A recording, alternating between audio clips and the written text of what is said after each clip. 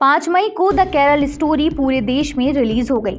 जहां एक तरफ केरल में इस फिल्म का विरोध चल रहा, वहीं दूसरी तरफ जहां हिंदूवादी संगठन इस फिल्म का स्वागत कर रहे हैं। आगरा में रविवार को भारतीय जनता युवा मोर्चा ने 200 छात्रा और युवतियों को फिल्म की टिकट बांटी। उनका कहना था कि हम चाहते हैं हिंदू बहनें फिल्म देखकर सच को जाने, वो किसी भी बहकावे में न आए।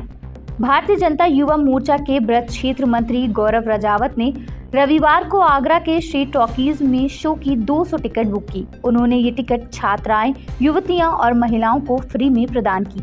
12 बजे बड़ी संख्या में महिलाएं और युवतियां फिल्म देखने पहुंची। हिंदूवाद संगठन के पदाधिकारियों ने जय श्री राम और भारत माता के जयकारे लगाए। भाजयुमो के ब्रज क्षेत्र मंत्री गौरव राजावत ने बताया कि हमारे देश की हिंदू युवतियों, महिलाओं और छात्राओं के साथ लव जिहाद के नाम पर जो अत्याचार किया जा रहा है, वो द केरल स्टोरी में साफ तौर पर दिखाया गया।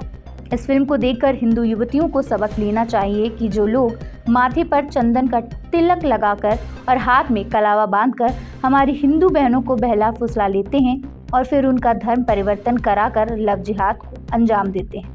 द केरल स्टोरी 77% महिलाओं के कन्वर्जन की कहानी है, हिंदू लड़कियों के लव जिहाद की कहानी है। हमारा प्रयास है कि इस फिल्म को देखकर हिंदू बहनों को लव जिहाद की पूरी कहानी समझ में आए। आगरा से अर्पित राजावत की रिपोर्ट।